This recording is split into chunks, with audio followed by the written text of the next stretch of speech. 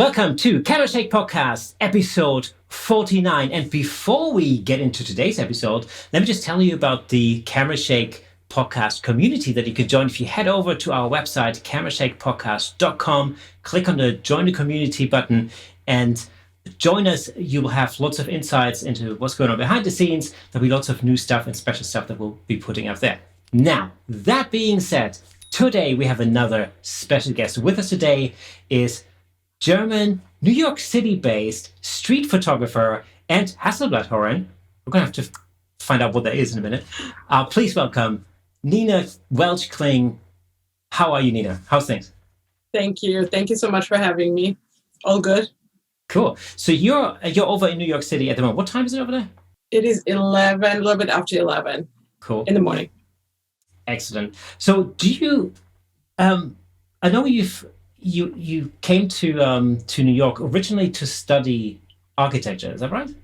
I actually came to New York. Well, I came to the US to study fine art.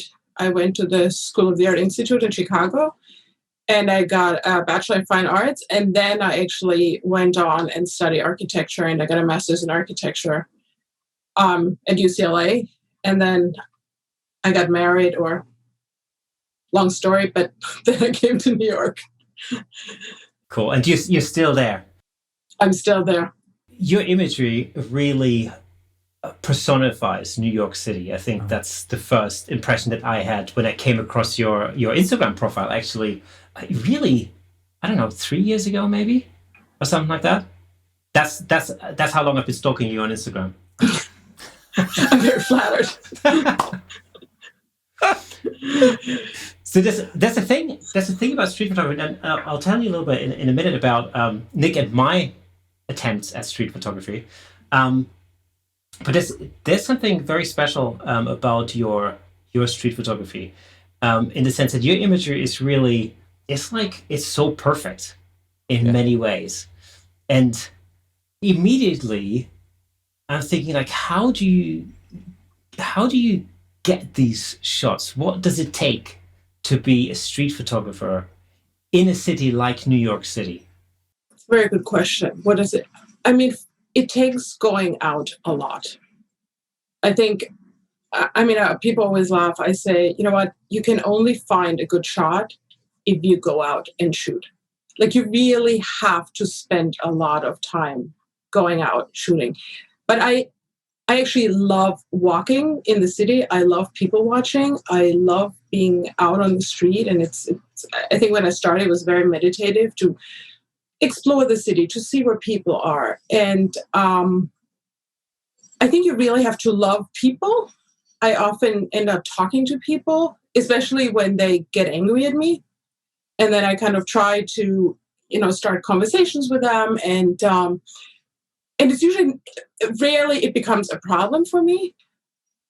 But going out, loving what you do.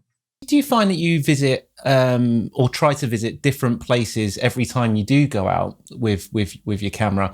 Or do you like to revisit the same places fairly regularly just to see how things have changed, how, you get to know, when you really get to know an area, you can start to pick out some good spots, so to speak, things like that? I actually love going back to places I've visited because I know the light, I know how the people are moving, I know what time of the day. I can find that a lot of my photography is about the light. And I always feel like that if it's not the right light, my photos they don't become magical. There's this special something that I always look for, and it usually is in the light. So I will say, if it's a very bright, sunny day, let me go, and I go midtown because I know around 2:00 the sun comes through a certain way, and I know exactly how it'll hit. Passenger, like people that are walking by. But sometimes I feel, I've seen it all, I've done it, I'm so bored. Let me just go into a totally different neighborhood. And then there's something exciting about being in a new environment, but it's not the same because there's so many things to pay attention to, because then you have the people, you have the light, you have the kind of traffic flow. I like to eliminate some of the unknowns when I go out. But so it depends on my mood. And then I love heavy rain, I love snow, and I love fog, and of course steam.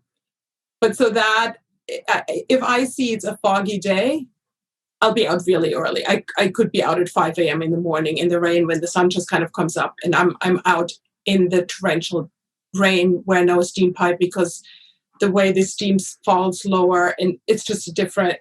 So I do go back to places, but I like to find new places also. Let's just say the first time you visit a particular area was 2 or 3 years ago, just for argument's sake, and you frequent that place, every few months or every couple of weeks, whatever it might be. Do you find that you start not to be able to come up with, a new shot for that area, or that it's the complete opposite? You're finding new and interesting ways to take photos in that particular location. What goes through your mind as you're in a place that you've been in many times before? I think it's more the first that it's hard to find a fresh shot sometimes. Even so, then in my head, I think, oh, I like this shot, and it just is not the same. I guess for street photography, you have to have so many different things coming together, because you have to have the light, the atmosphere, the people, and then something interesting has to happen. Somebody interesting has to walk into your frame, or so that makes it difficult. And so once I've had a shot where I felt like, I kind of have that shot, it sometimes I think it's like, I got to move on. Like, you've done this, you need to find something different. But it gets harder and harder. One of the things that I've always found really quite challenging, especially when it comes to street photography, is that thing, you typically, especially as a sort of a relative beginner at street photography, you tend to find, like, you walk around, you see something that catches your interest, you take a shot, and then you're immediately sort of onto the next thing. And then what I've noticed is, with people who are really quite experienced, is there's a certain amount of patience you need when you find the right spot, and you just basically position yourself and you wait. Do you do that? Do you find a particular space maybe where the light comes in and there's the right amount of shadow or whatever, and you kind of just think, well, I'm going to stay here until something happens? That happens quite a bit. Yeah. I mean, often I will my eye is drawn to some kind of light configuration, some triangle on a building. And I look how the people will walk through. Is it going to be a silhouette? Is it kind of a rim light? What's happening? But then I might stand there for 10 minutes, and you need patience. And I could stand there for 20 minutes or longer. But usually what happens is somebody walks by and you kind of miss them, and then I will run after them. And I've ran after people for 20 minutes, stalking them in a very strange. So it's kind of this back and forth where I find a spot, and then it's like, oh my God, this person, but I need them in a light. And so I will, the one shot where I don't know if the balloon shot, where the light just kind of transforms the entire scene, because they're translucent, and I followed this person for 20 minutes. Oh, wow. Okay. Until he delivered the shot. So people, it's not one shot. It's a whole sequence of following this person, and kind of in your head. There were two things I liked, or two things that I wanted. And one was, I wanted the balloons in both hands, so it looks like wings. So that was one, but I usually want them isolated. So I had to somehow find a way to visually just declutter it, because there's a lot of people on the street usually. Do you sometimes stop somebody and get them to pose for you in the street, or do you deliberately not do that? I rarely do, because then they smile and they're happy, and I'm not saying I don't want happy people. But my photos are really not about the people that much. But if I stop them and talk to them, and then, oh, you can take my photo, I kind of let them, I will take a few photos and then let them talk, or something else has to happen. But I will stop. Most of the times it's more passing by. Sometimes what I do is if I stalk them for a long time, more than it's normal, I will say, hey, I'm a street photographer. I thank you for being so patient. I'm sure you've seen me take your photos. I hope you're okay with it. And usually it's like, yeah, it's fine. I mean, New York people are fine. But I will, especially when I felt I overstepped my welcome, I will go and talk to them and offer them. I said, I'll send you, I'll tag you if I post it. Have you run into situations where they've actually had a bit of a problem with you taking their photo, or are too uncomfortable to let you hang on to the photo, so to speak? What do you do in those situations? It happens once in a while. It doesn't happen as much as you think it would. I mean, in New York, you blend into people. It's a little harder during COVID now because there's less people out. So I feel I'm a little more exposed in terms of being with the camera. But if it happens, I say, oh, I'm so sorry. I love the way the light hit your jacket and you look really beautiful. And people usually like, even so they're angry and they don't want you to take your photo. If you're genuine and say, oh, I really loved something about you, they're like, oh, do you want to take my picture again? I mean, this has happened more than once where people, and they're like, oh, you made my day, because I think they feel like I'm genuine. Yeah. And there truly was something about them. I mean, it was the light or, the jacket or some detail that caught my eye. And if I explain it to them, they're fine with it. I wonder, as Kay said, we don't go out and do street all that often, so we don't really run into these encounters as frequently as you might. But I do wonder if there's a difference between being in those situations, being a male photographer or being a female photographer, and how comfortable those people would be based on that. Do you have any kind of insight as to whether there is actually a difference there or not? There has been a lot of discussion in the street photography community on male, female, who is more comfortable. I mean, I can only speak for myself, so I make sure that I go into neighborhoods where I feel like I am safe. There's enough people. I will rarely go into kind of a lonely alley somewhere where I feel like I can't really see. I mean, the problem is when I'm involved in taking photos, I'm not as aware of what goes on around me. So I like if there's the more people, the better. I don't shoot much at night because I'm not comfortable. Whereas I think male photographers, they might feel more comfortable. And then I'm always kind of looking around, and if I sense the situation I'm not comfortable, I run. And that has happened twice, but I will run fast. And I will just kind of see if there's a cop somewhere, or, how can I get out of the situation? That's it's not nice to hear. What happened, if you don't mind me asking? I think it was 3 men that were just sitting there, and I'm just kind of shooting. I usually am very smiley. I think part of the COVID problem is the mask. I'm good in kind of communicating with people that this is fine. And I think and he got up after I took the photo and started yelling at me. And I didn't feel comfortable to say, hey, this is street photo. I can erase it. It's fine. I just felt like I needed to go.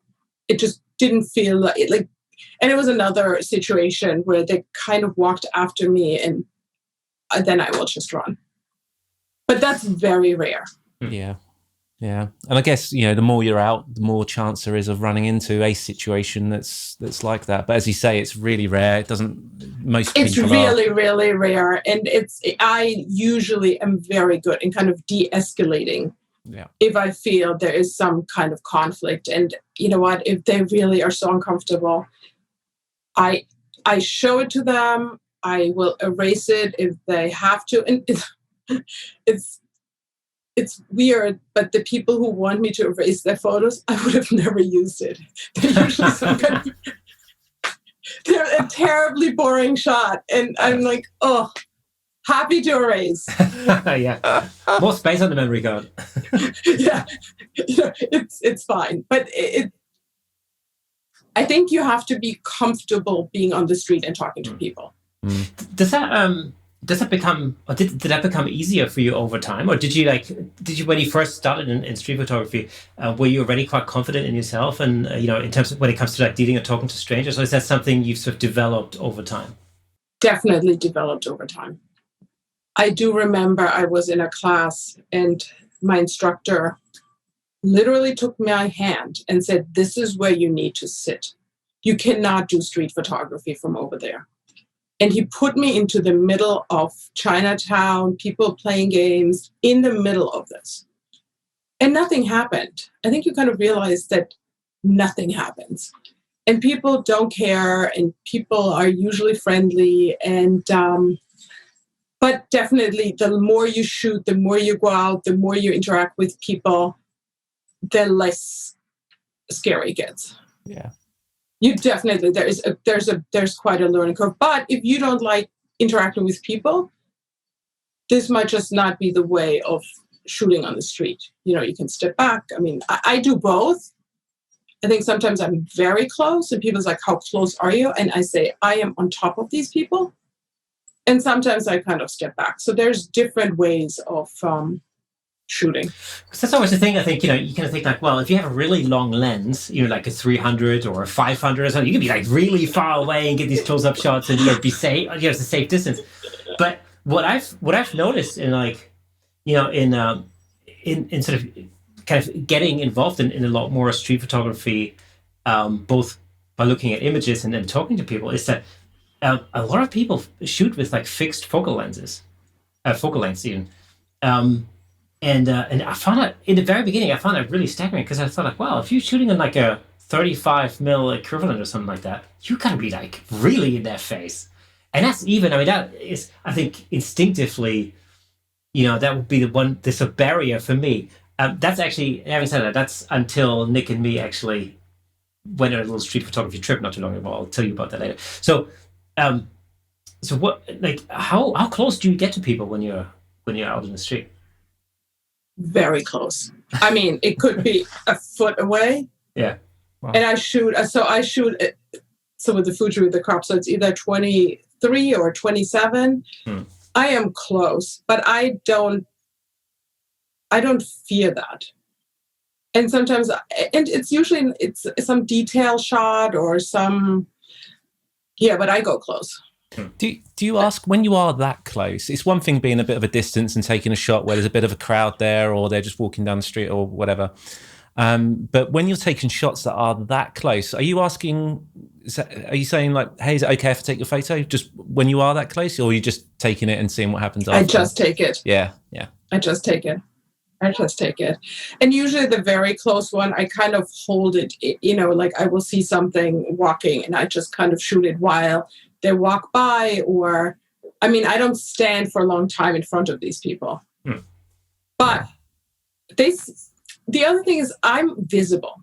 Like, I'm not a person who will just kind of attack out of the blue. People see me standing. So they do often have a choice to walk around me, or to like give me the hand, which I always like, because every street photographer likes the kind of don't shoot the hand, you shoot. We all love that. I'm close, but nothing has ever happened. That's actually quite a good strategy, I think. Really thinking about it, it's when you make yourself really visible, and people do have a choice then. When they see you standing there with the camera, they actually have a choice as to whether to go around it. There's always going to be the odd person who just, who's just going to not take a beeline and then gets upset when you take a shot, I guess. That's just something to deal with. Or if I see a detail and they see I'm breathing down their neck, I kind of pretend I'm shooting up or, to the side, or they don't always know that. And I think because you're so close, I think there's no way they can take my photo. See, here's another thing I often wonder. Do you use the screen on the back of the camera a lot to shoot? Or do you always look through the viewfinder? Because I think as soon as you look through the viewfinder, it becomes even more obvious that you're taking a picture. I use the screen. Use the screen? A lot. Okay. A lot. it's easier for me. I just kind of, I agree. I think the minute you, but then you also cover your face. So I'm a left eye shooter. I don't know if you know which eye shooter you are, but I couldn't switch. The camera covers my face. So then I have no more connection with the people. Whereas if I hold it, I can still kind of have eye contact. I'm not hidden. I'm still in their space with them, which I think helps. It absolutely helps. It helps. It clearly helps in a street situation. It actually even helps in the studio. We talked about this, I think, in last week's episode. One of the things that I changed after years of shooting headshots, for example, freehand. I changed to using a tripod because it actually allows me to get away from being behind the camera and talking to the subject, and taking pictures. Because once the thing is set, the thing is set. I mean, that's especially when it comes to headshots. That's not really, you don't really need to move around very much after that. And it just allows you to kind of break those barriers down, keep the communication going. And right, because then you have eye contact, you can see them. There's not that thing in between you. And so I think it's the same on the street. So Nick and me went out it's months ago now, isn't it, Nick? It literally is. Where are we now? It's like in between lockdown 2 and 3, wasn't it? Yeah. November, October? Yeah. Wow. Something like that. I can't remember now. Whenever that was. Yeah. So it was not too long before the Christmas lockdown came into place, and Nick and I had an opportunity to go down to Brighton, to the coast, and we went specifically with the idea of doing some street photography. So we basically went like, okay, we've got a day off. We're just going to go down. We're going to try our street photography game, and just see how that goes. It's a really interesting experience. The one thing that really surprised me was how few shots I actually came away with on that day. That in the end, after the whole editing shebang, I kind of thought, well, these are worthy to make it on my social media thing or something. And this is really something I wonder a lot when I look at yourself and other street photographers, for instance, I follow online. There seems to be just a plethora of images that go up virtually every day, and I'm kind of thinking either those people must be going out to shoot every day, or they go up once a week and they're just so talented they can create 100 shots that are all amazing. There is no way that they go out one time and create these images, because your success rate is so low. Yeah, that's exactly what I thought. I mean, I could go out and shoot 1,000 photos. And I mean, you shoot quick and you shoot a lot. I mean, if you have 2, 3 that actually go into a folder where you feel like, they're good. I mean, there might be one once in a while where oh, okay, things came together. I always laugh because when I feel when I'm out on the street, this was a wonderful, I makes my heart sing that, I think this was a great shot. When I get home and look at it, it's always the one that I missed the focus. Yeah.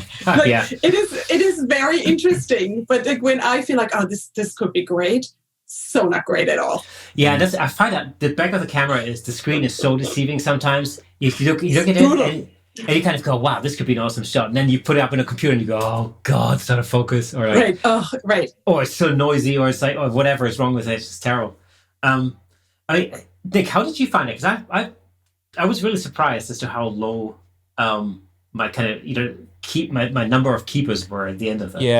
Yeah. Well, it was low. I took a hell of a lot more photos than I thought I had taken on the day. I was snapping away happily all day long, But I have to say, just outside of that for a second, it was probably the most enjoyable day out I've had in I don't know how long. There's something about touring a town that perhaps you haven't been to for a long time in particular, or you don't know that well, and spotting something that you haven't seen before and trying to capture that.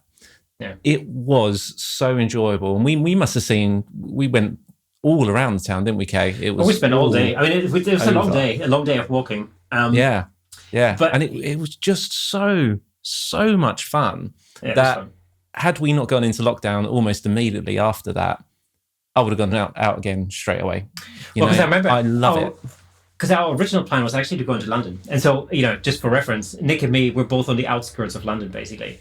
And so the original idea was to go into London, spend a whole day shooting, and it would have been relatively easy because there's so many areas in London where like you can go to Canary Wharf and you can probably spend a whole day there, before moving on to some other place. But I remember it was actually, we got the news, I think the day before, that the COVID numbers in London were dangerously increasing.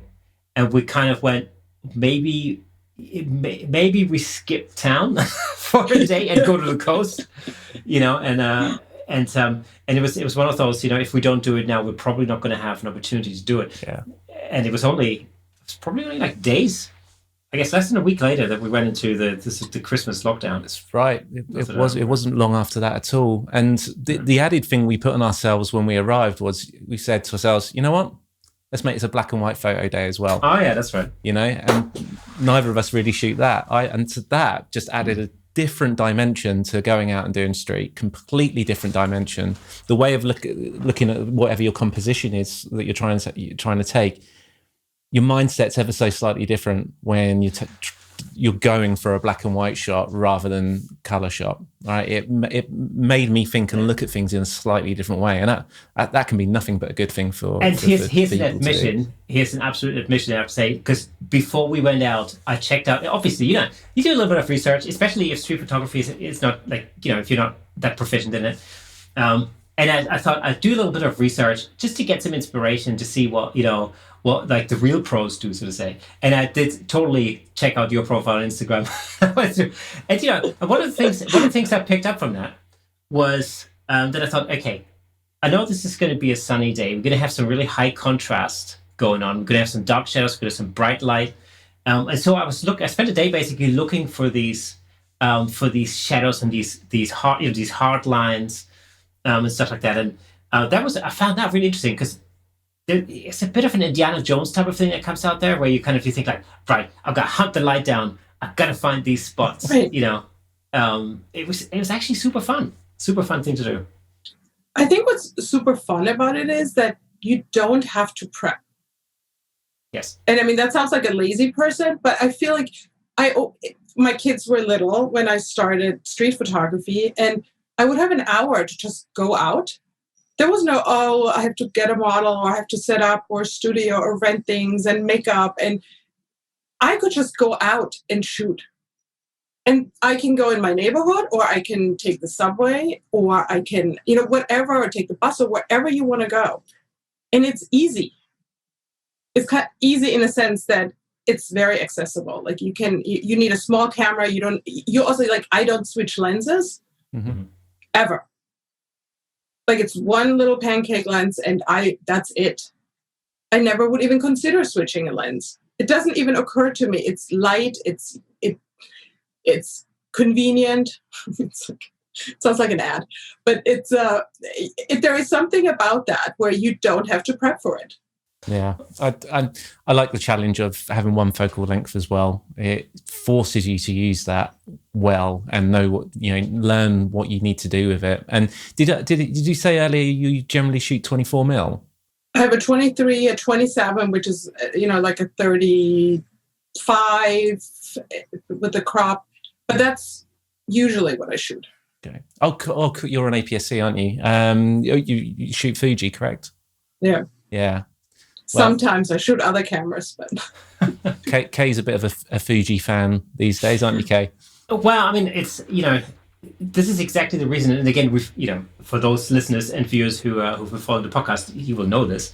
Some time ago, I decided I needed to simplify what I was doing, and because I realized that whenever I went out with the kids or went out for a trip or something, I would take my DSLR and I would take like 5 different lenses because I thought I needed the 72-200 and the 24-70, and you kind of you feel like a pack animal, carrying all this stuff, and you never actually use it because it's so much kerfuffle getting your camera out of the bag and then putting the lens on and change lens and all. And so what actually happens is you come back at the end of the day and you haven't taken any shots, and then it's like, well, why did I just carry all this stuff around all day? Mm-hmm. And so I figured at the time that I wanted to simplify the process, and so I decided to get this Fuji X100f, which is the predecessor of the X100v, because I just liked the fact that it had a fixed focal length. It's basically the equivalent of a 35mm lens on that thing, and that is it. That's all you got, and you got to make the best out of it. And when Nick and I went to, we decided to go on our little street photography trip, I was thinking like, okay, what camera shall I take? And I immediately thought, right, this is going to be the perfect opportunity to travel as light as possible. And all I took in the end was the Fuji, and that was it. And it was strangely liberating throughout the day because I didn't have to think about what focal length to use. I think the more you can eliminate I think with street photography, you just need to simplify.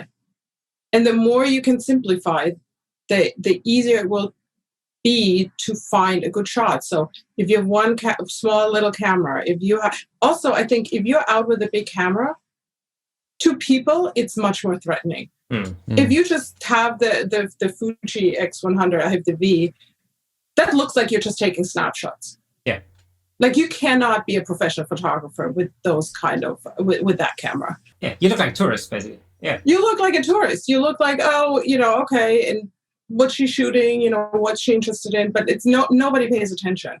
If you're out with a big, long, with even the body, if it's big, it becomes this object, and I think it makes it really hard. London has this issue with security guards because with some of the buildings you're prohibited from photographing them because they're under it's private land and they're under copyright, whatever.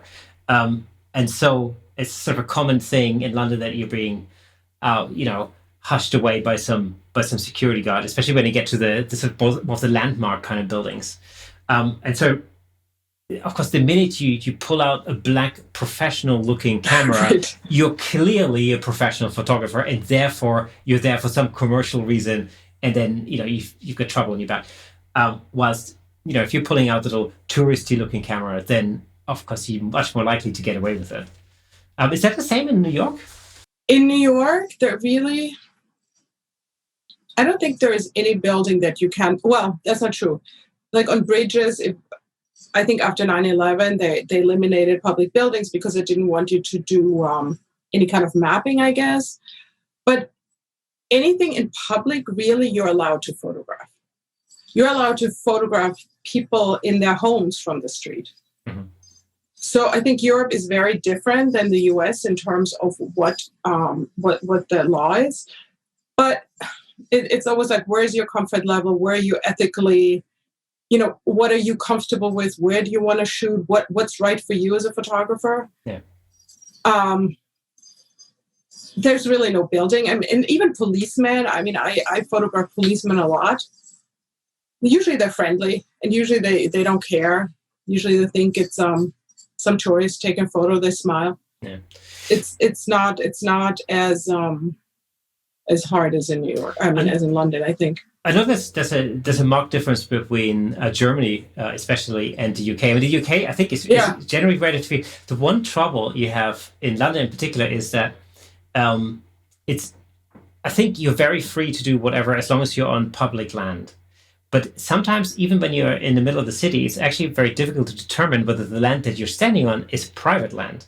So, for instance, Canary Wharf, which is sort of a big business district, that whole area is all privately owned land.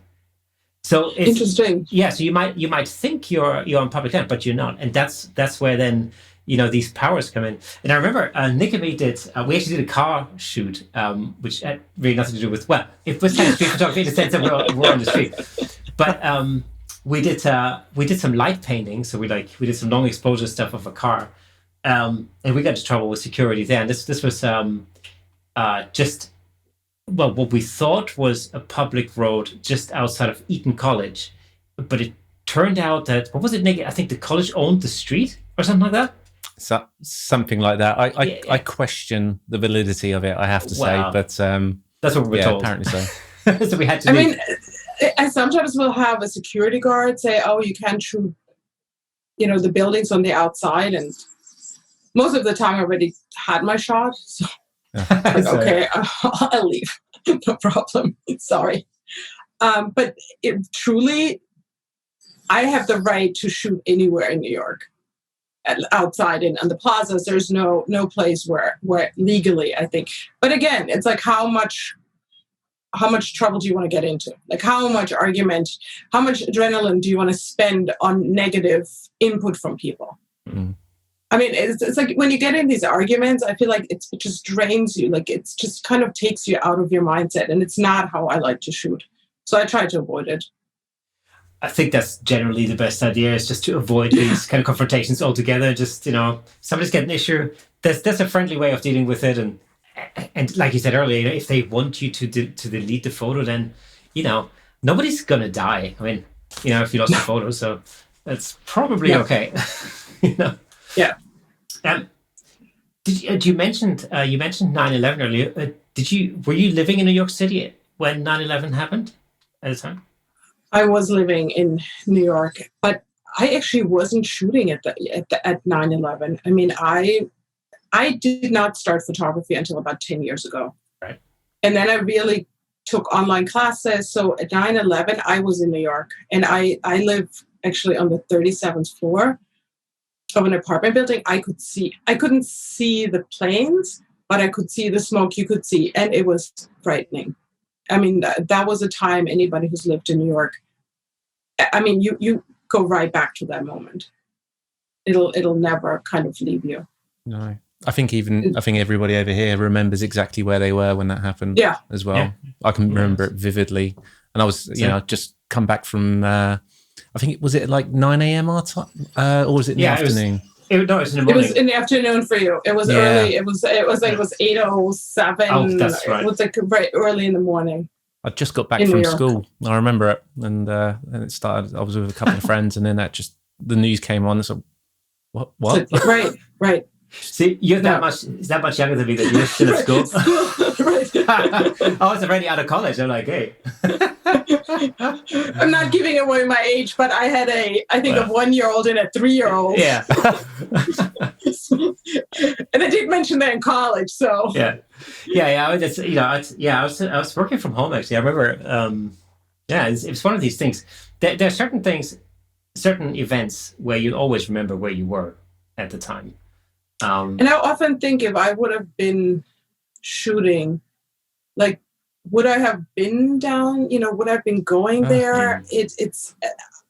I mean, I'm not a documentary photographer, but it's an interesting. Like, how would you have approached this? Yeah, there's one of the things that I admire the most about street photography is that you of course, as always in photography, you're freezing a moment.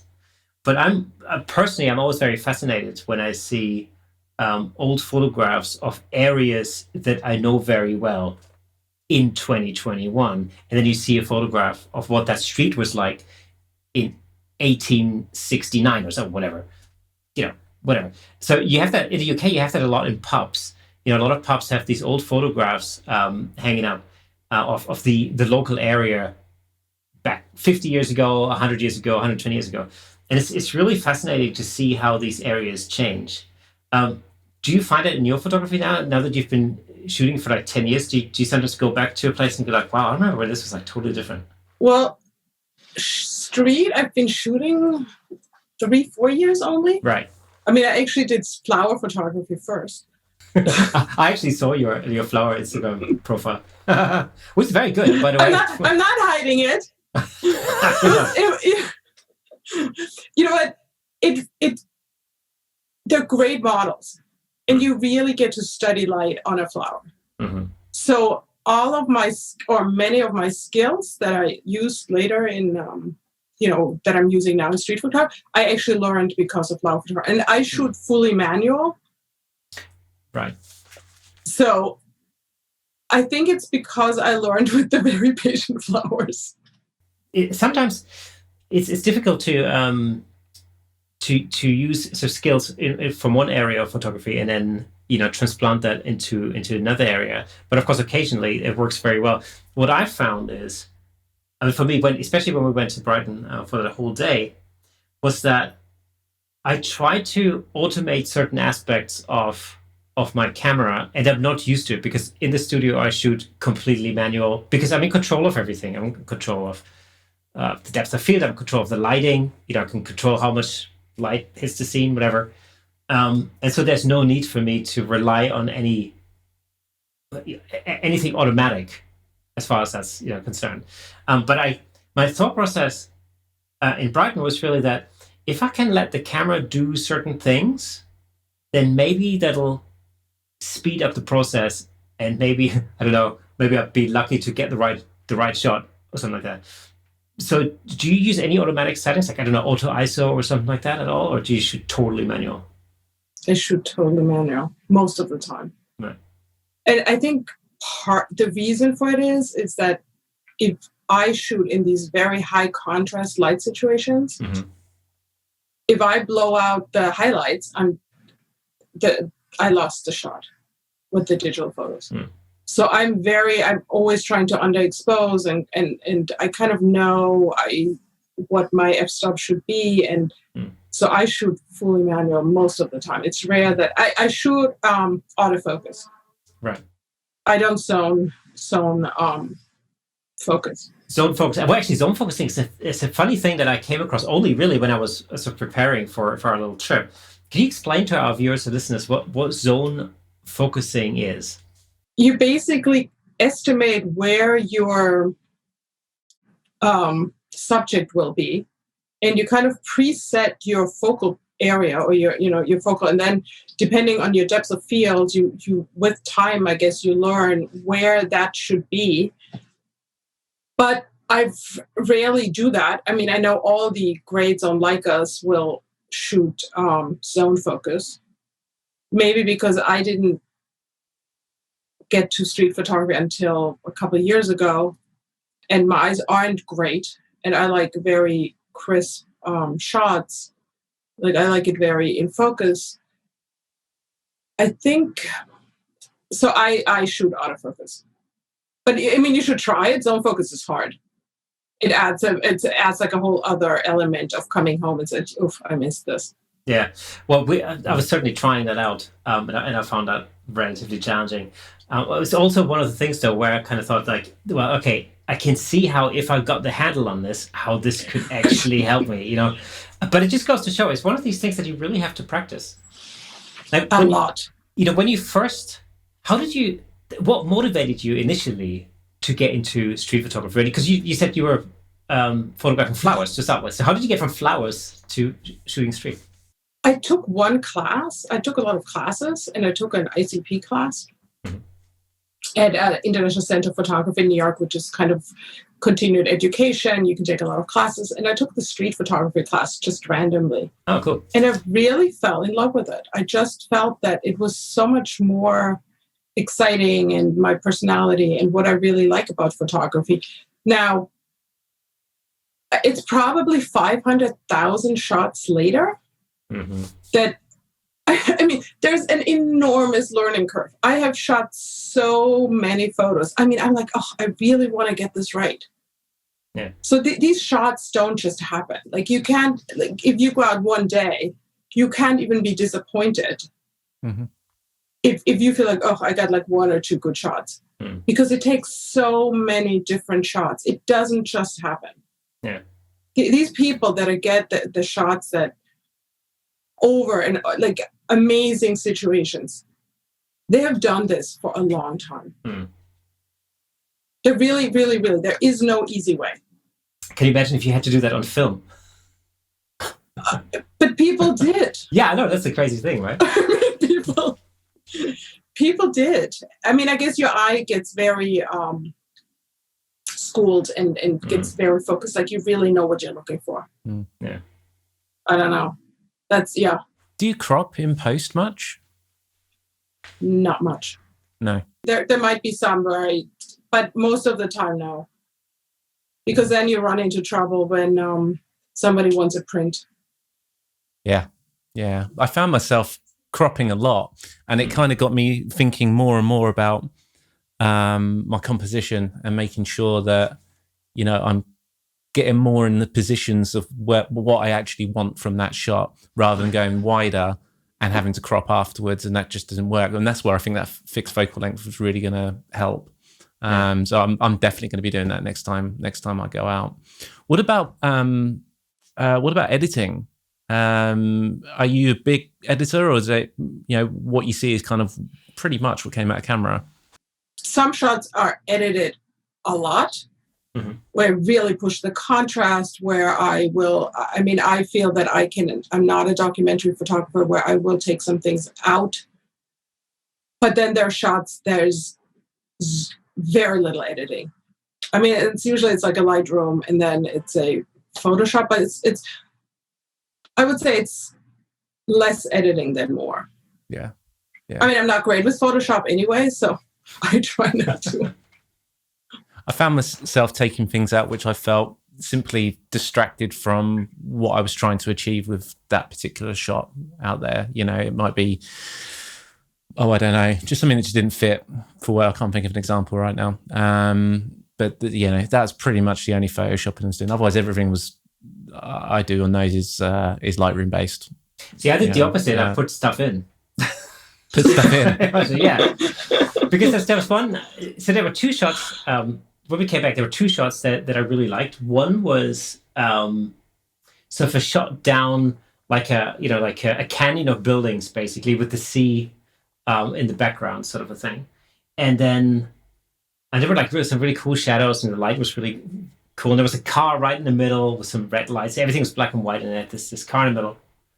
And then I shot further down the beach. I shot a whole lot of birds. Do you remember there was some crazy amount of seagulls that were all of a sudden like some, whatever it's called. Is it called a swarm of seagulls or a school of seagulls or something like that? Yeah, it's close enough. Yeah, like, I don't know, hundreds of seagulls. So I took a shot of that, and then I kind of I combined the two images. So what's happening now is like you're looking down these buildings and you're looking down this street, and in the distance you have the sea and then the sky full of birds. So it's like it just gave the whole thing like a menacing appearance, because it's a bit like straight out of Alfred Hitchcock's The Birds type of a movie. But then, did you feel like that's still true street photography, or then it's like it's like this fine line of you're not documentary.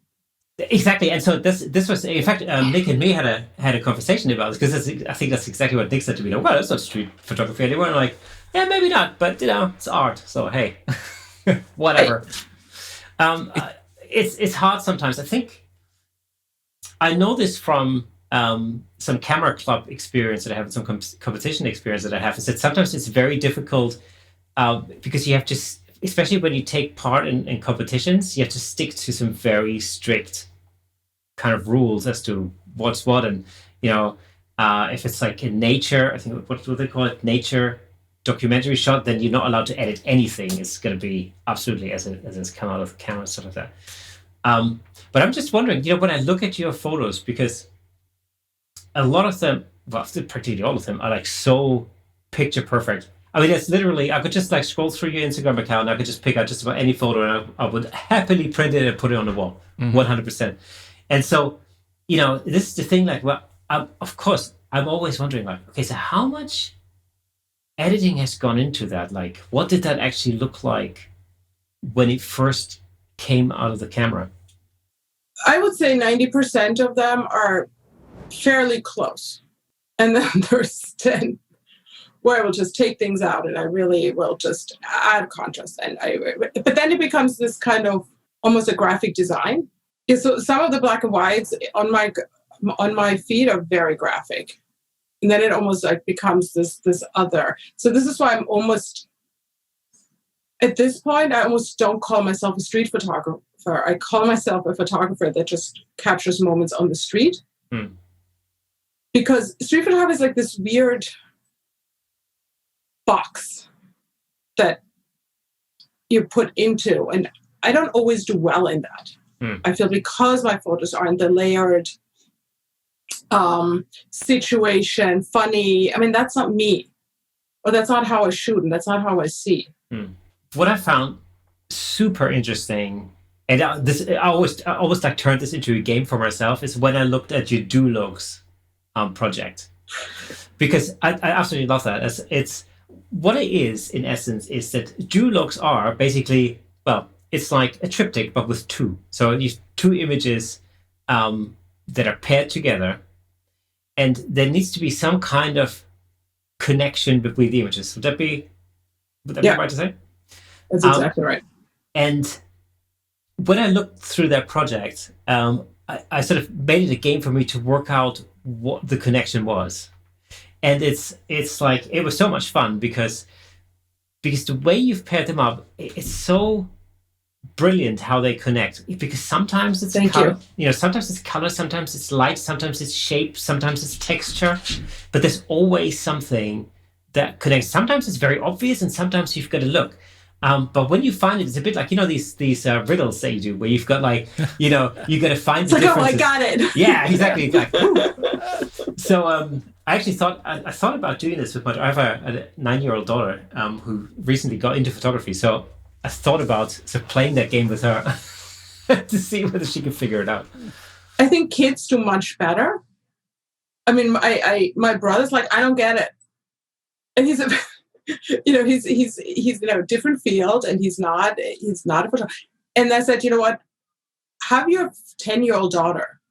Let's see what she says. And it's much more. There is no right or wrong. First of all, like if you're older, you're like, oh, did you have to get it?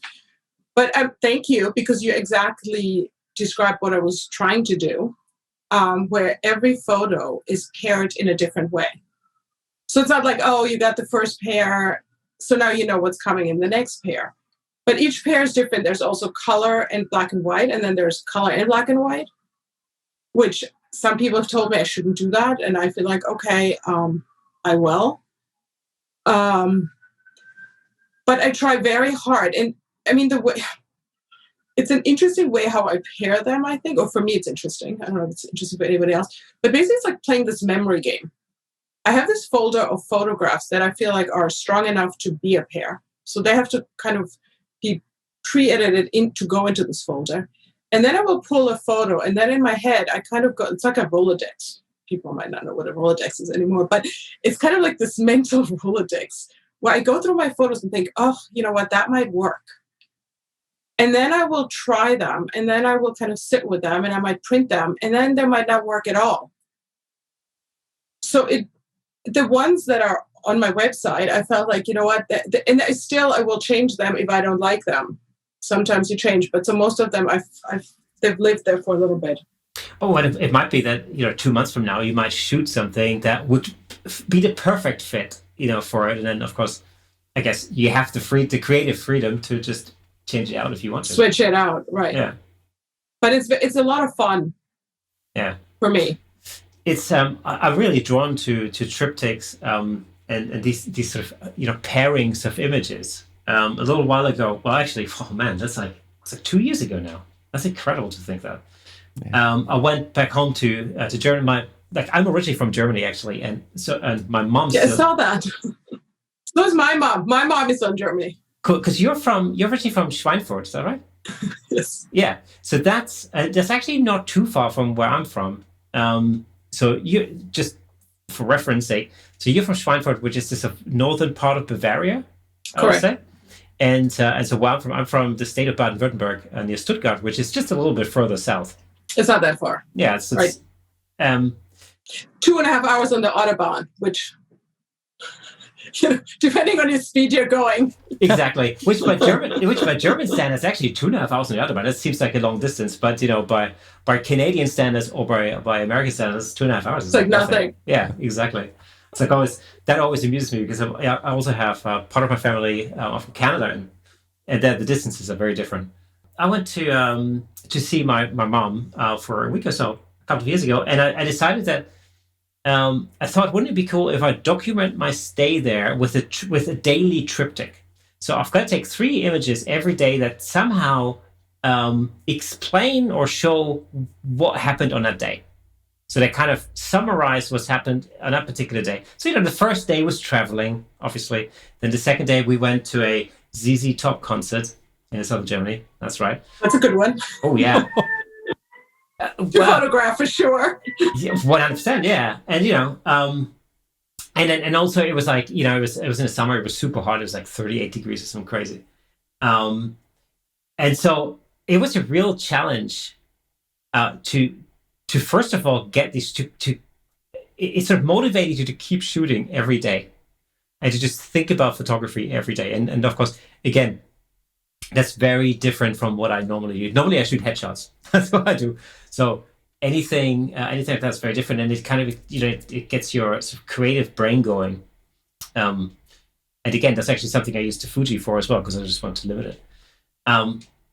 But I found that kind of having to pair up different shots, just that experience in itself is it's extremely satisfying, but also artistically, when you then see it on the screen or in print, it adds to the storytelling aspect of photography generally.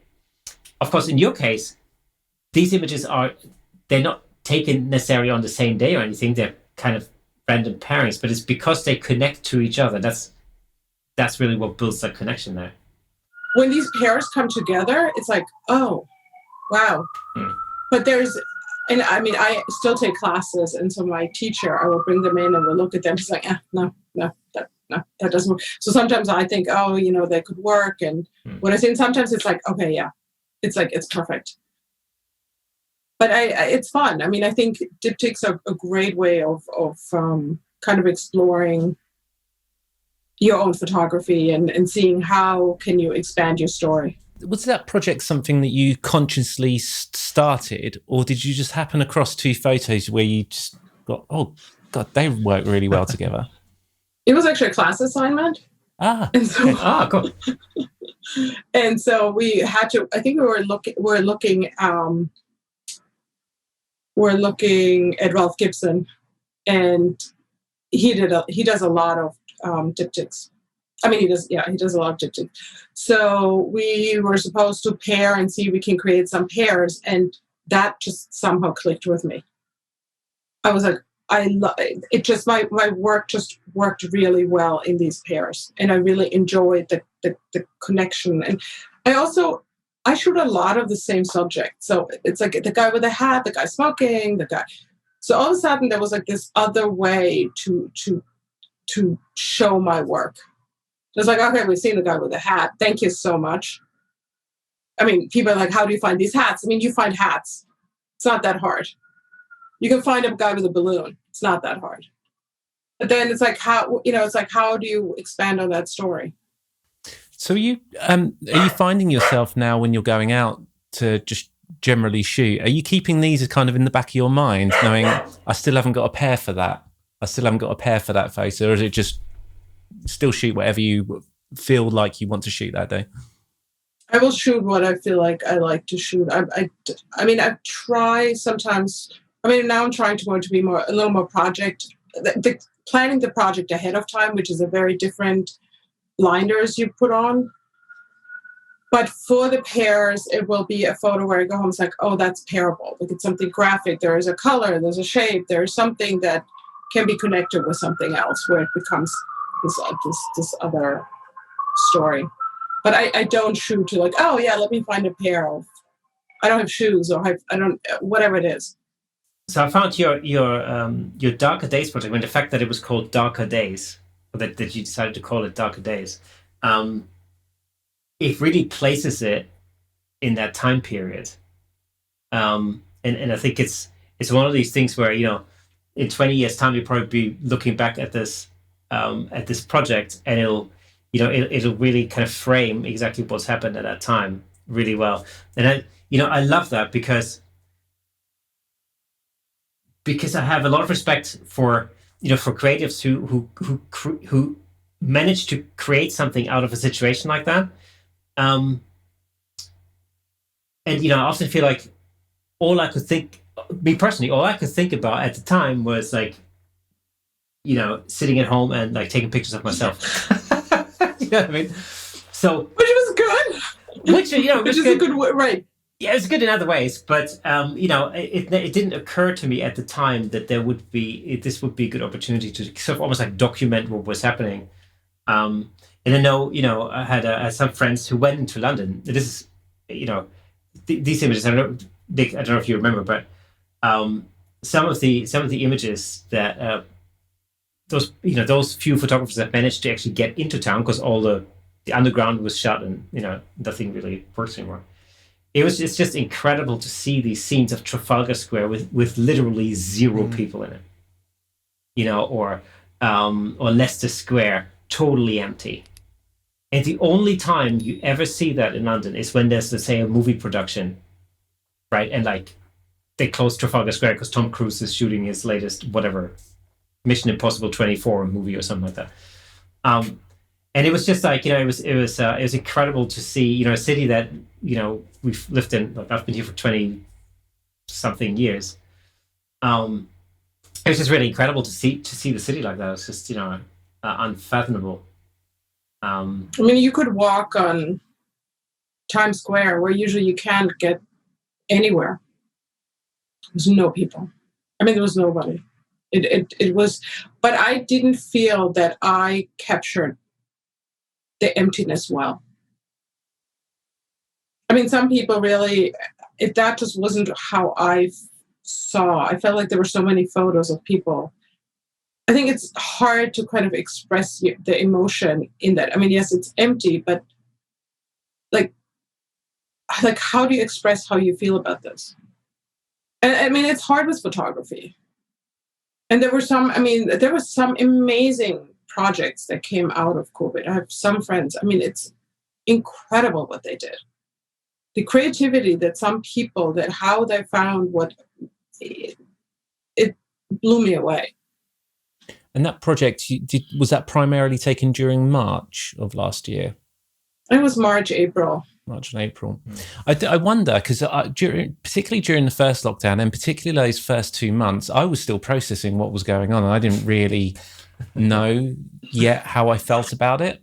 And I just wonder if perhaps you were feeling kind of the same way, and that's maybe come out in the project. Because I think that you set about that project, correct me if I'm wrong, but I thought that I read that these were photos of how the situation made you feel. Is that right? It was more about how I responded to what was happening in my home. I mean, my younger daughter, she was okay with me taking photos. My older, no.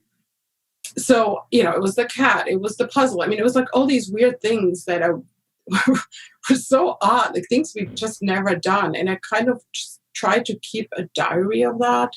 Yeah. And it wasn't street. I mean, I would go out. I mean, the going out at night was interesting because the shadows were very different and there's still enough light. And you'll be amazed how well your Fuji will work at night. And at an I think it's an F2. Mm-hmm. Yeah, it's amazing what photos you can do without a tripod. Like I never take a tripod. And so I still felt like I needed to kind of walk and just clear my head and see people and still see what's going on. But somehow the nighttime felt safer, which otherwise I would never say. And it was cold. It was very cold. Yeah. I mean, I remember, I think it was March and I was walking around with my camera. It was freezing cold and there was nobody out. But it's still, to me, I did kind of these loops. It felt comforting. And how often were you going out during that project? Were you still shooting every day, or was it just as and when you felt? It was harder to motivate myself to go out, but I felt like, I really should. And so I would, after dinner, I would just go for a walk. I mean, it got dark fairly early, so I would just kind of wait and go out, and it was dark. And you see the city differently if you go out at night. I mean, that's another challenge you should take. Like just go in your neighborhood after dark and just kind of take your camera and take 1 or 2 shots. Because the lighting is amazing.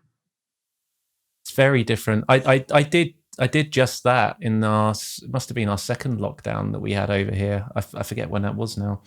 I kind of just challenged myself to go out in my local area and take a photo every day of something that I was drawn to on that particular moment that I was there. And I might go out during the day, I might go out in the evening.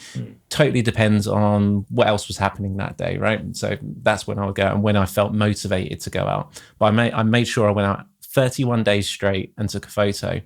But you're absolutely right. I don't often go out around this area where I live at night. I just generally don't. I'm usually off going somewhere. So you don't look at your surroundings in the same way. But when I went out in the evening and I just looked and looked and looked, I was seeing things that I'd never seen before. I was seeing things in a totally different way. And I was thinking about the shots that I was going to take completely differently.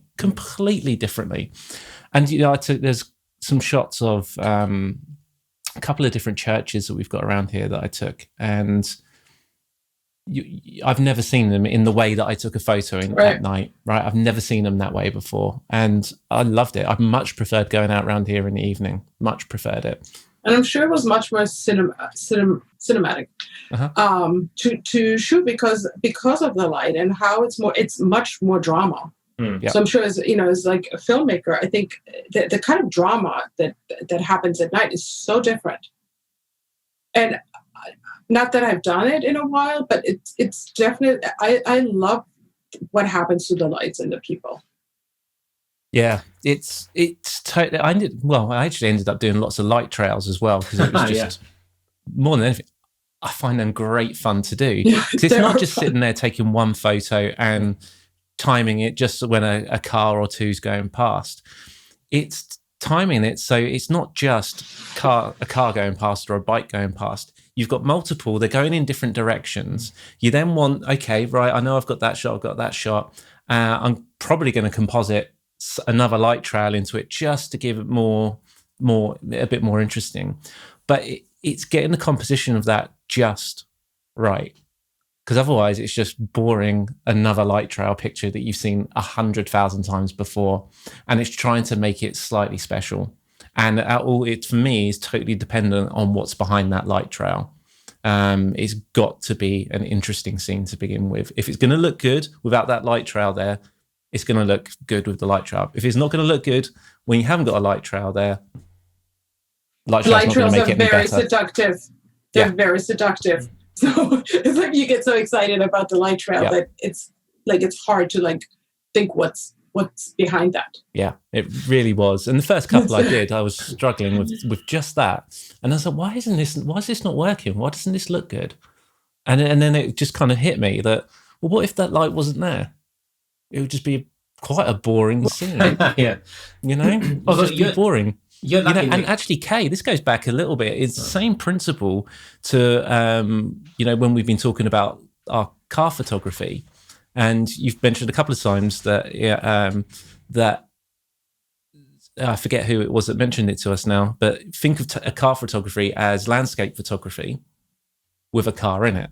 And that's absolutely right. If that scene looks great without a car in it, it's going to look even better when you've got the car in it. And I just think these all tie in together just right. It's just a concept and a mindset around what you're taking as a photo. You see, I struggle with that sometimes because with where you live, Nick, you live in a very picturesque little town called Eton, and it's like a very I think for me, everywhere I look, there's something really pretty and really like stereotypically oldie worldy English around you. Whilst where I live, it's maybe not so much. So it's like, I find it hard because I thought about this a number of times. I thought maybe I should, just go out and do some street photography. Just, again, like you said, like take an hour, take the camera, just go out and shoot something. And I'm thinking like, what am I going to shoot around here? It's like, That'll be the next challenge. We're going to walk around your house. Right. I think there's like this challenge where you go 100 steps. I think you're allowed to take 100 steps maximum. Oh, really? And you have to. That's like your full assignment. Okay. And you will see the things you will notice that you never even saw before just because you look at it in a different way. Yeah. But I think it's hard when everything is pretty and picturesque. To like, how do you make this now? How do you transform it into a modern 2021 photograph? Like, what makes it? Like, I always try to. I mean, they have this kind of traditional feel. I know that, but I would like it to be placed that it was taken in 2021 and not taken in 1800. Like what is that makes it modern? Like that, what makes it fresh? So I think it's actually much harder in Eden to make a fresh photo that is a little more edgy than it is probably where you are. So this is actually something I was going to ask. Yeah, but this is something I was going to ask you, because you've mentioned the word timeless. This is exactly how, when I look at your Instagram account, for example, when I look at the grid, like these images are to me, they're totally timeless. Like they could still be as relevant in like 20 years time as they are today. And then, I compare that sometimes with like, with some other street photography, accounts where it's all there's this kind of Instagram type of look to a lot of street photography that I'll see. This is kind of like, I don't know, it's hard to describe. The umbrella in the rain? Yes, exactly, that kind of thing. And it's like, when I then compare, and sometimes, I look at some of those images and I think like, well, that's really cool, But then I look at your imagery and it's like, this is so far above that and beyond that. Thank you. That it's really, and this, for me, this is always the thing. I like, and of course this is like, it's totally personal opinion, of course, because other people might prefer other types of imagery. Who knows? But whenever, like, again, when we were preparing for our little trip to Brighton, I was specifically looking at your imagery because I kind of thought like, well, that's going to be a challenge to just get anything that's anywhere remotely even close to Nina's imagery. I'm so flattered. Yeah, and then no, it's true. And I think I'm very sure any of our listeners and viewers, once of course you'll find all the links in the description, so make sure you go check that out. And I'm sure they'll all agree. It's street photography is a really hard thing to do, and it's for the reasons that we've talked about. And I find it just it blows my mind how you can create this vast body of work of imagery, and they're all like consistently so far up there. I particularly try to to capture that high contrast look that your images have, and it took a little bit of experimentation in terms of camera settings to get there. You mentioned something earlier, is that you shoot slightly underexposed because you're sort of taking care of the highlights in order to prevent the highlights from blowing out. When I was out at Brighton, and we had actually, like I said earlier, we had really strong blue skies and strong sunlight for the most part of the day, and so you did have these strong shadows and these hard lines. And I always found that I had to kind of push myself to at least, I guess, underexposed by a stop. At least by a stop. Yeah, or even more, actually. Do you have a quick way to getting to that on your camera? Or how do you set up your camera to kind of? I know that if it's a really bright day, that I usually shoot at f/16. Right. Okay. Cool. And then it'll be at least at f/16. And then my ISO, it almost doesn't matter that much. I mean, the Fuji you can push anyway. I mean, I sometimes say I have it at 800. People will say it's too much noise. That's way too high. I mean, why are you doing that? But I get the depth of field then. And I know that in that light, it'll be really sharp. Like I will toss a shot if it's in that contrasty light, if it's not crisp. I feel like it needs to crisp. But then, I mean, if it's a gray day, I mean, and I just posted one shot and I shot that during the blizzard. There's still a way of seeing a contrast. I mean, there's this one where this woman is walking across the street and it's all white out. So the white out gives you enough contrast to a person dressed in dark to give you that feeling of contrast. So I know I like the high contrast with the light, but for some reason, I think it gives you that similar emotion when it's the snow and there's a person that's dressed black going through it. So you can still kind of push that. I mean, it's harder, but it's a little different because you see it differently. Or I just posted a shot of a guy with the snow-rimmed head, and I re-edited it. But all I saw was the circle of the snow, which was a white circle against a very clean background. So in my head, this is what I see. I see these elements, and then I try to clarify them. I try to get the background as simple as possible. Like, I rarely have very complicated, complex backgrounds. I'm not the layering where I don't see that when every time I try, I fail. And I tried a lot because I think, it's great like how they get these fragments and people, and it's just not how my composition works. Do you feel, because a lot of your work is in black and white, and then of course you also have color shots. Do you always shoot in color and then convert it to black and white, or do you shoot in black and white when you're... They're all shot in black and white, but the high contrast, which I'm sure you noticed, it looks on your screen like a black and white shot. Like, you can really see I know when it's a black and white shot when I shoot it. So do you shoot in RAW or do you shoot in JPEG? I shoot in RAW. Yeah, and then okay, so basically you're shooting. You presumably are using one of the Fuji color presets, or did you sort of set that up? But it doesn't really matter because in RAW, once you download it, you lose that anyway. Exactly. It's like so I shoot I don't even know what setting I have, but it almost doesn't matter because the high contrast looks black and white on my screen. It doesn't matter what color setting you're in. Right. And even my color shots are very graphic. But then the color has to be adding something to the photo. Yeah. It's kind of a strange decision making, but it's always like this one element where I feel that it needs to pop out, whether it's in a contrast or in a color. I'll tell you what I did, and I kind of thought it would help me at the time a little bit. Is I used I shot in RAW, but I used one of the black and white presets, and I kind of tweaked it a little bit just to give me more of an idea. And so whilst I was shooting, when I was checking images on the back of the camera screen, they would pop up in black and white. But then, of course, once and so you kind of think, sometimes you think like, oh, this looks awesome. Once I convert that into black and white on a computer, I'm going to get it to look like that. But of course, that never really happens. And, more often than not, once you actually are on a computer and you convert it, you're going to go, no, it doesn't look anything like it did on the back of the camera. But that is also experience. If you shoot a lot of black and white, like, I know how to push my black and whites. Like, I have a very similar, I think, look to my black and white. Like, I don't like when it has to be enough contrast, but I don't like when it's blown out.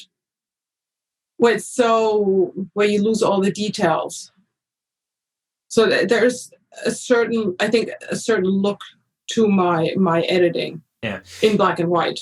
Because the full sort of blown out highlight type of thing, that's also a particular look that I come across on Instagram. Right. In particular, there's a number of photographers who are also very good at what they do. Philip Weinman is one of those guys, as a Swiss photographer. Yeah, I know, you're right. And it's the same. I always wonder, like, how the hell does he get? How are there so many photos? It's incredible. But this is the thing. This is, again, it's a black and white kind of street type of look, but it's a very different look from your look, which is a lot more detailed in that. But it's very striking to see how you put all these things together. There's this one shot, and I can see it actually behind you, which is just because you could just see the leg. Oh, that. Yes, that one. Yeah, exactly. These are like these little moments, where you have shape and you've got some movement coming in. They're perfect little shots for me. Right, because it's like the stripe of the pedestrian walk, and then Exactly. I think the nice thing is when often I go home, there's something else. Like there's something else you didn't see. Yeah. Which is always the interesting thing about street photography, that your eye, like, there's so many things you kind of see, but then when you pull it up on your screen, just like sometimes how it's totally horrible, sometimes it's like, oh, I didn't even see this. Like, he's holding a dollar bill, or there's some detail that you just at that second didn't see, or split second. When you edit your photos, do you edit for the print? Like, do you have printing in mind when you're doing the edits? No, if I print, I go back in and like sometimes I need to tweak the print. I mean, I know the look of it. And what I do so is often, and a lot of people that buy my prints are word of mouth and in my neighborhood. I have actually these little cards where I have all my photos printed on. And I give them the card so they can kind of see, but they can also feel the paper. They also understand that what they see on the screen is not exactly what you're getting on a print. Like I try to minimize disappointment. Yeah. Because it's hard, because the contrasty photos, it takes a lot of tweaking to get them to look like something you see on a screen, because you don't have the backlit screen. The white paper is not as wonderful. But so I tend to give them so they can touch it, they can feel it, they can see it, and they can relate to it, and they know what they're getting. Yeah, printing. I mean, printing is one of those things I think nowadays, where especially with a lot of young photographers, printing is almost like a forgotten art to a large extent. And I know this. I mean, even between Nick and myself, we on a professional level, it's hard. We don't actually print very much at all, because that's just because you don't print headshots anymore, basically these days. True. For the most part. True. But printing is hard. It's a whole other world. Yeah. To work on. So it's like when you just get your photos and you have a good, you feel like you have a good shot. Now you have to print it. It's a very different. Do you print at home, or do you send them out to be done? So I do both. I print up to, like, I'm comfortable if it's a 13 by 19 shot if I print it. When it gets bigger, I usually send it out, and I work with a printer where he does like test strips and just to make sure. Or I mean, I have actually one of my Duologes is going out as a big print, and I will see the first time really big. So I'm actually very excited and scared. That'll be very scary. What was it like seeing your prints, seeing your images printed and like hanging up at your first exhibition? It's kind of surreal because they live on your hard drive.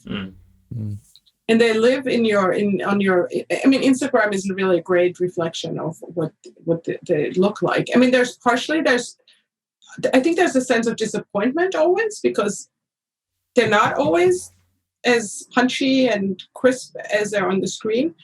But then there is something when you actually see them in a show with other people to kind of step up and seeing it. Do you find once you've seen shots that you've done printed that you over time tweak how you edit them naturally so that you've got less to redo if you want to print that particular photo, if that makes sense? I mean, that would be really amazing if I would be doing it like this. But I'm a little chaotic in terms of my editing. Anyway, I mean, I don't think I'm one of these people, because again, I think I'm self-taught in Lightroom and Photoshop. So the way I edit works for me. But if you would look at that, I don't know how good you're in your Photoshop, you'd be like, what is she doing? It just works for me how it is. It's sometimes hard to go back in and recreate the insanity that I have created. We were saying this the other day, that there are 1,000 ways to do one thing in Photoshop. They're all right ways, and it's just whatever works for your workflow and what you feel comfortable with. It works for me, but truly, people, it's like, what? But my end product is, I get to where I think it should be. But then the printing is hard because you need to tweak certain things, and in a print to kind of go back into that insanity and tweak it is hard. So I wish I would be more organized, and I wish I would think that once it gets printed, this is the next step. That's hard. I'm not there yet. I tell you what really fascinates me about printing. I mean, is the printing process. That's one thing. Getting it to look good and making sure it's on the right paper, and there's a lot of expertise that goes into that. But then there's also the mounting and the framing part to it, because an awesome image in the wrong mounted the wrong way, and and in the wrong frame, that can ruin everything. Right from Right from the outside. And people have different tastes. Sure. Like I always see my photos very classic with the white mat and the black frame. But then I've seen people that I always ask them to send me a photo of how they framed it and how it looks on their wall. And I'm like, okay, I've never imagined it would be like this. Yeah. But it's different. And I mean, I guess everybody is entitled to their own way of seeing the product at the end. Yeah. It's one of those beautiful things about photographs, because I'm just looking, at the background behind you and seeing your prints on the dog attack. Hang on, slight interruption. It makes me want to print more photos. I very often, personally, and I'm pretty sure a lot of listeners will feel the same, I sort of forget that there's life in a photograph after it's been edited and it's finished on the screen. And usually the last step, 99 times out of 100, the last step in my editing process is to just simply transferring the photo from my computer to my phone. And that's where it ends.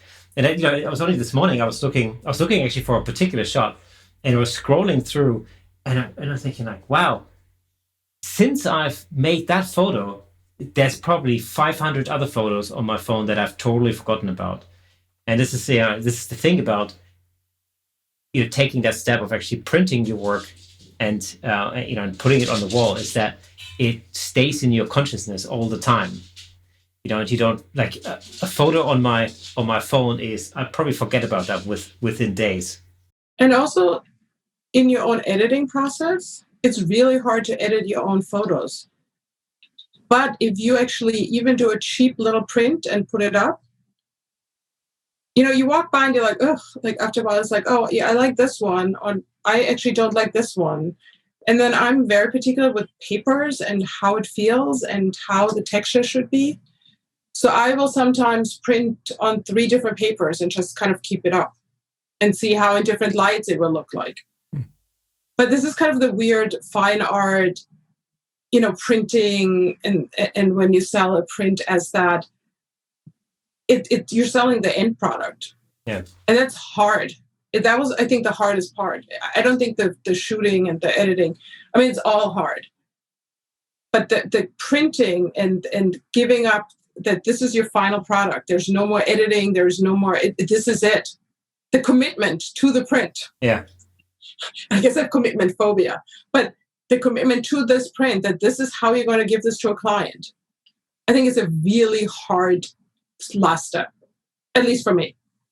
And it's also quite vital, isn't it? Because that will then be the lasting product that somebody looks at every day, on the wall. And then you want them to be happy. Like the whole time, I think before, it's kind of about what you want.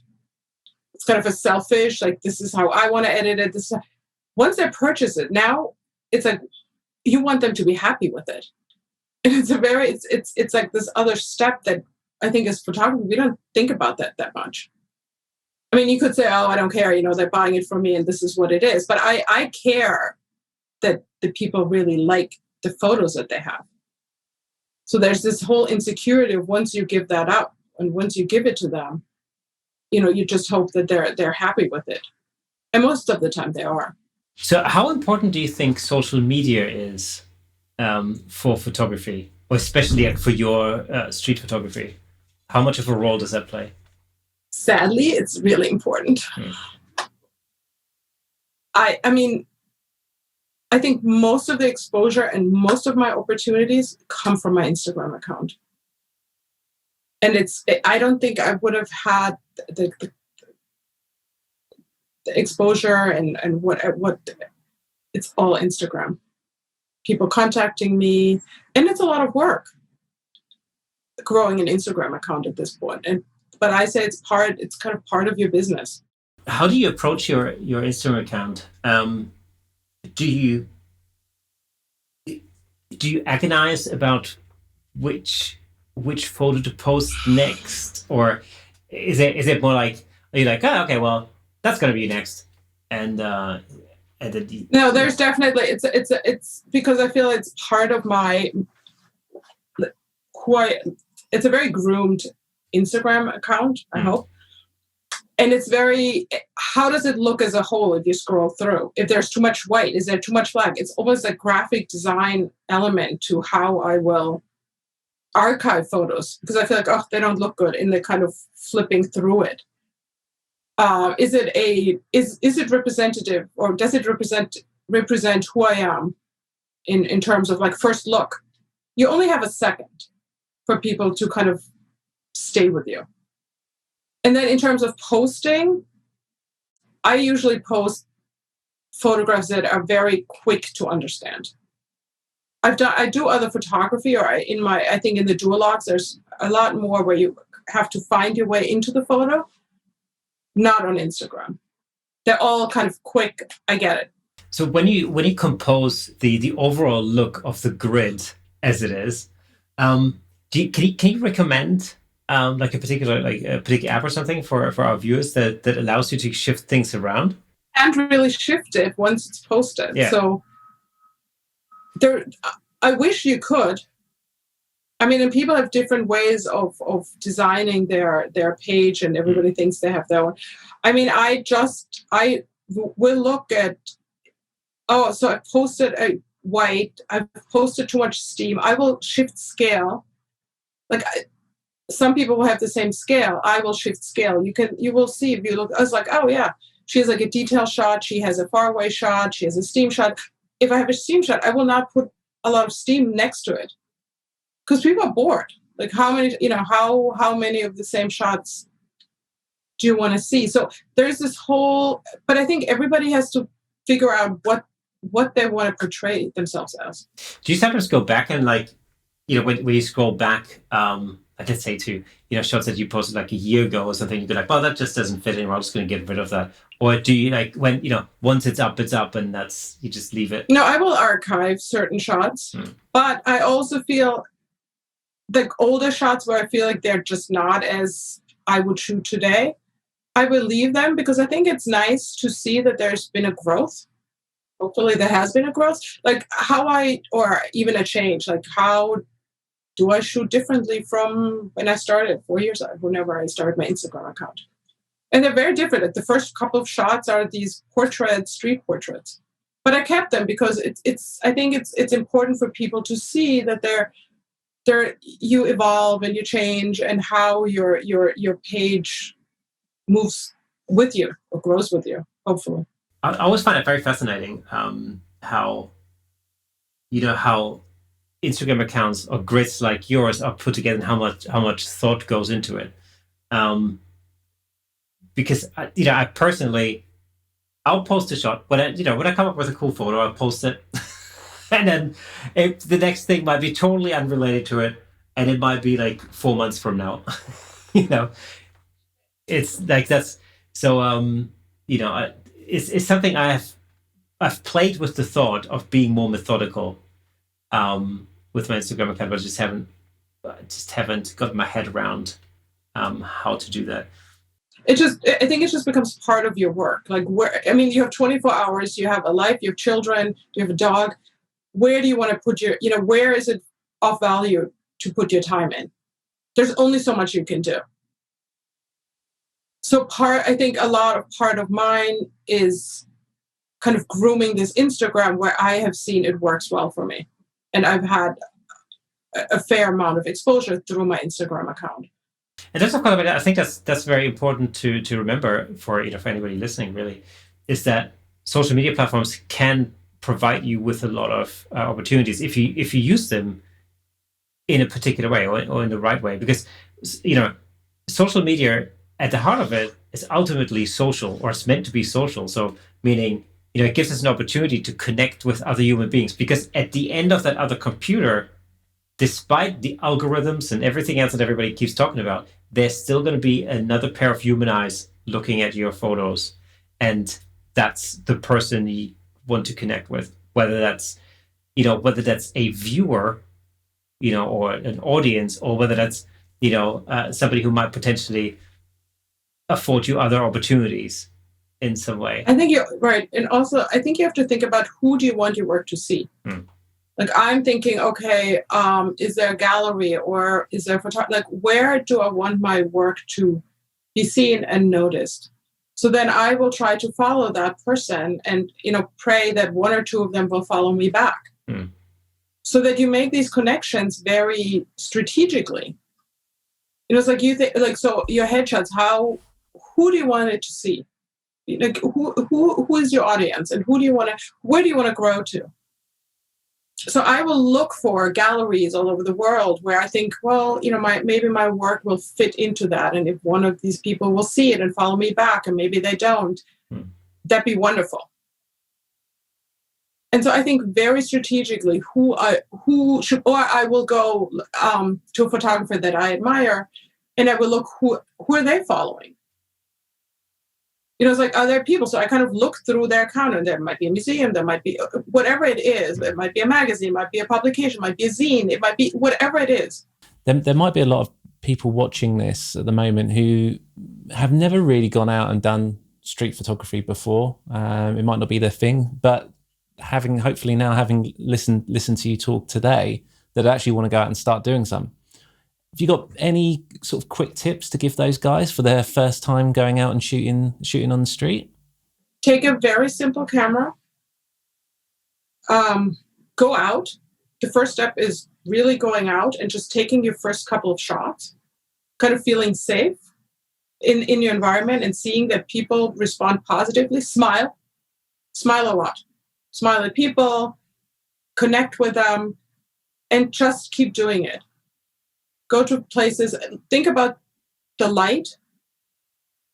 I think that's important and also don't be discouraged, because you will come home and in your head, I think photography in general, which I always think is kind of the hardest thing, is like there is a photo in your head that you see when you take a photo. But then when you see these photos, that's not what they are, because you have to translate your vision into the lens, into your camera settings, to kind of simulate what your vision is. And I think that translation is really hard. It's like, why do so many people, you go on vacation, you take a photo and it's not the sunset, because the camera can't see there's limitations. So I don't know, for a beginner, but just don't be disappointed. It takes time, but you will get there if you love it and if you stay with it. And it's worth, as you're going through those photos that you've taken that day, and perhaps none of them work out, that's okay, but look at them and think, why did I take that shot in the first place? And try and understand, well, what could I do differently if I was taking that shot again? What would make this now work better? Is it simply composition? Is it lighting? Have I just not quite got the right settings? Who knows, right? And then I think find mentors, teachers, take a class. I think without the teachers and mentors and my friends, it's a lot faster to grow if you have people you trust.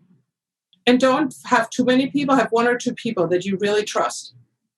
And show them your work, and then you will see that there is a progression and they will help you grow. Yeah. I think it's really important. I think you cannot work on your own in a vacuum saying, oh, my work is great.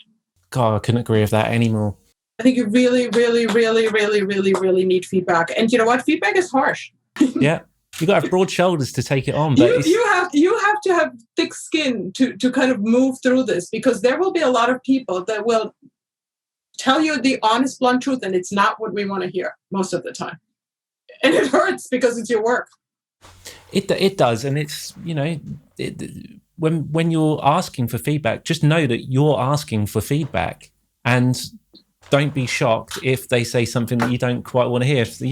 If I don't want to get feedback from someone that's oh yeah, that's brilliant. This is why I don't show stuff to my family and whatnot. It's because we're married for that. I have a husband for that. Well, exactly. No, 100%. I think finding a mentor and a teacher that you trust is key. I mean, I think it's almost as important as going out and shooting a lot and taking their feedback. Don't defend your work. Just listen, kind of absorb what they said, and then you make the decision. But don't argue about what they said. I mean, I always see that people defend their work. Just listen, especially if you start out. I think, when you're later, but even, listen. Be a good listener, and then kind of take it in and take that information and try to shoot better the next time. Improve on what you've done, actually. Not better, but just improve on what you've done the day before.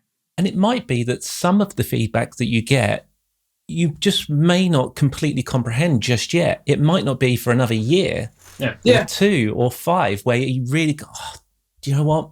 Penny's dropped. I know exactly what you mean by that feedback now, because you've got some more experience and you've gone through different situations. Yeah. There's so much going on always. But I think over time you will see that it pays off. Just stick with it. That's probably the best piece of advice. Is just, you just have to, it's basically, shoot, revise, shoot again. You just have to keep doing it. And I think that's probably, you have no choice other than to get better at it if you keep practicing it. That's... And if you don't, otherwise you don't improve, which is fine too. Not everybody wants that, but I think, just go out and shoot. Go out and shoot, and then learn from and compare yourself to the day before. Like if you go out the next day and your shot is just a little better, that's huge success. And also always, look back over how the day went, and and figure out what the take homes are from. For instance, when we spent a day at Brighton, I think on the way home there were many things. Or even in the editing later on, there were many things we thought like, oh, okay, I've learned not to do that, or I've learned that this camera setting really didn't work. F2.8 did not work. It's really hard. For instance. And then your father shows where you go like, f8 was the perfect focal length for this sort of situation. I think that's what street photographers like. That's kind of the f8. I think an ISO 400. Yeah. And don't go lower than 500. And so I played around. I remember playing around with different camera settings, and I remember I was playing around with the Fuji has different presets you can use for auto ISO, so you can set limits to it depending on what kind of situation you're in. So I tried that, and then I realized that worked sometimes, but it didn't work in other situations. And so it's all, you basically, you look back on your day and you kind of go, right, this one worked, this didn't work, and you find a different solution for that. And so the next time you go out, you take all of these experiences, and hopefully, you become a better photographer. And if you care enough about it, and if you really enjoy what you're doing, I think you just keep going out. Yeah. Just keep going. Just keep going, and that's the moral of today's episode is just keep shooting. Now, for those of you who are listening to the audio version of this episode, make sure that you head over to YouTube when you get a second, where you can not only hear our sultry voices, but also see our beautiful faces in pure Technicolor, of course. And whilst you're there, why don't you just hit the subscribe button, ring the bell sort of thing, and that will be absolutely fantastic. And finally, just be reminded that you can join the Camera Shake community on our website, camerashake.com. That would be super awesome if you did that, because then you would get to see even more of us.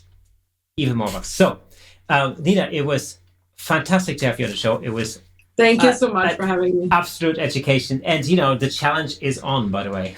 Yes. I can't wait. So that'll be great. That would be fantastic. Now, also, for all of you out there, no matter where you're listening from, get in touch. If you have done some street photography before, please send us some images, tag us on Instagram. You can use the hashtag CameraShakePodcast. It would be super, super interesting to see what you're up to, what kind of photography you're into, and also hear from you. Just send us a message, let us know where you're at. We're always interested to see where people are when they're listening to us. So that being said, Nina, thank you again so much for coming on the show. Thank you. And we'll be back next week in episode 50.